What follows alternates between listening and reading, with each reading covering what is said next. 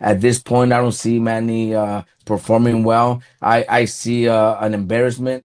Si Manny Pacquiao, pangalan na kumakalampag sa bawat henerasyon, kampeon sa 8 dibisyon, buhay na alamat na hinubog ng panahon at determinasyon.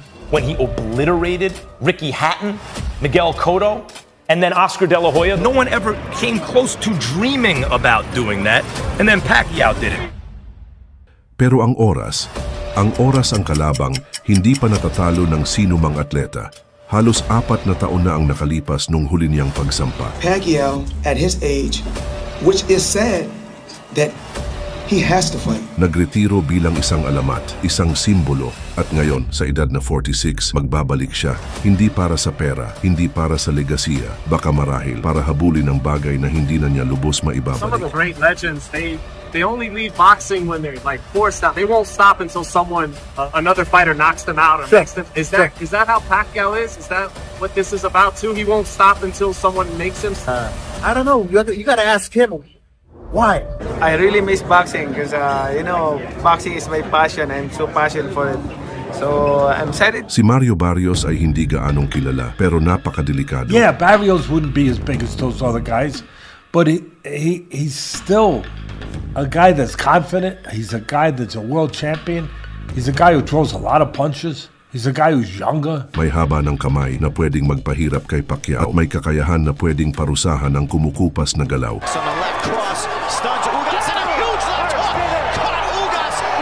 Hindi na ito yung Pacquiao na bumaklas kay Cotto o ang nagpabagsak kay Thurman. Ito na ang mas mabagal na Pacquiao. Isang legend na medyo nawala na yung timing, mga paa na hindi na kasing liksi, at katawan na dumanas ng napakaraming digmaan sa loob at labas ng ring.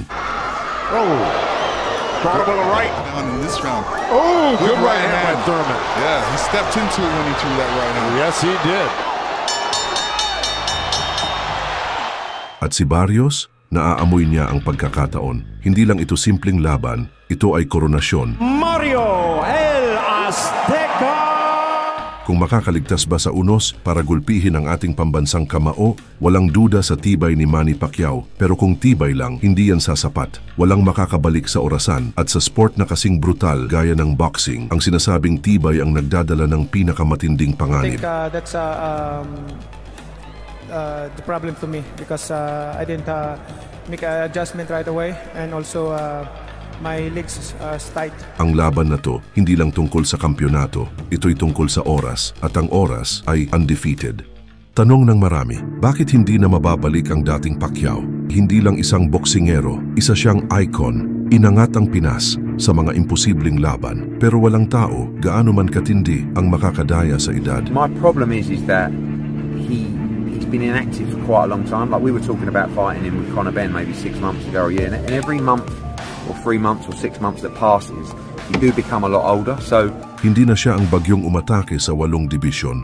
Ngayon isang boksingero na lang nakalaban ang taong nasa harap ng salamin. 46, almost 47, it's almost impossible for, I'm just 4 years older, maybe 4 years older than him, and it's not easy to try to think you're gonna get in shape and be able to perform like the way you were when you were in the 20s and 30s. Mas bumagal na ang mga paa at ang lakas na minsang nagpabagsak ng mga alamat, hindi na kasing bagsik. Ito ang taong ibinuhos ang lahat sa boxing, isang atleta na dumanas ng 2 dekadang digmaan sa lona. You know, the 4 years layoff on boxing, like it's good for my body because I've been in boxing since I was 12 years old. When I was 12 years old, then continuous non-stop. So good for me, for my body to rest for 4 years.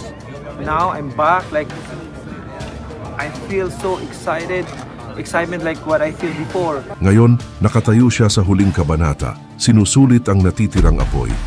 Hindi para patunayan sa mundo, kundi para patunayan sa sarili na may mapipiga pa. That's easier said than done.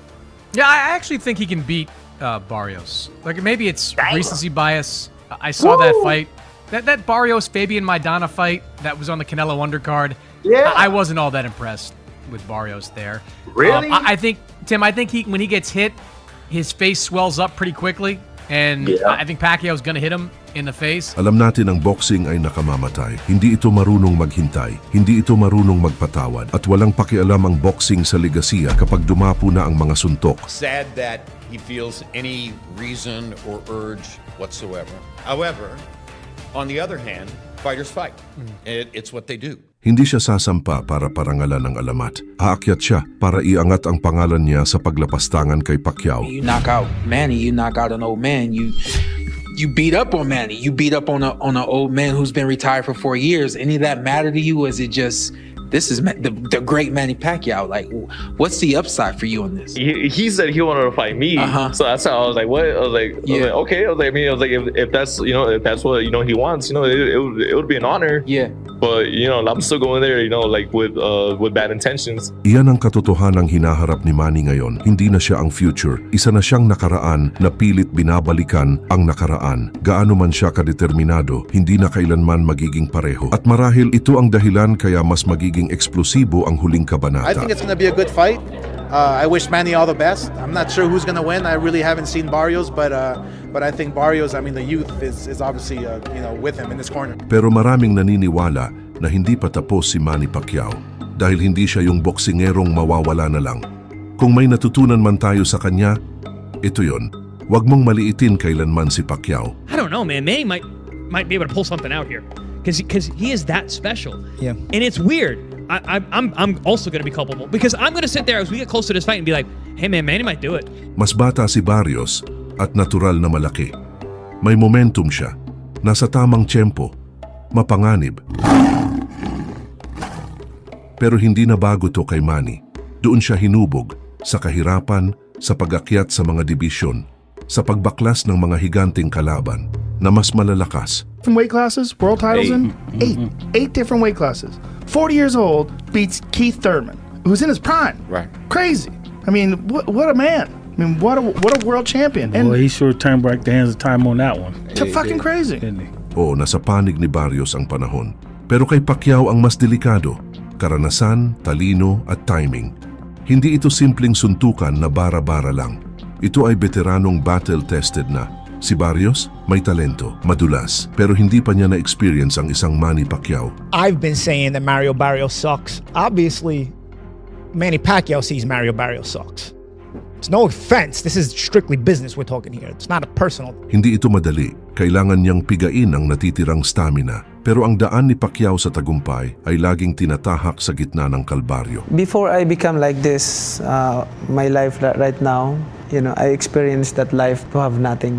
At kung matsimpuhan niya si Barrios, kung mahuhuli sa bitag, kung maibabalik niya ang oras kahit 12 rounds lang, pwede siyang manalo. Here's the thing now. I don't know if Manny's got enough left. Yeah. No, but from what he's shown lately, what draws me in is just Manny. It's Manny, but it's also that Mario Barrios sucks. Like I'm going. Like I This is a man driven by negativity to my right. Hindi sa purong lakas, hindi dahil sa explosiveness na gaya noon, kundi gamit ang karanasan sa dekadang pakikidigma. Dahil kung may natitirang milagro pa kay Manny Pacquiao, baka ito na ang laban na yon. 1 second. Do you have? So you got Manny winning? Yes. You got Manny winning? No, against Barrios. Yeah. No, I think every great fighter got one great fight left in him. That had to be Thurman. I like the experience. The last thing to go is the power. Pero ganito ang boxing, hindi lang ito tungkol sa lakas o edad o kampyonato. Minsan, tungkol ito sa kwento.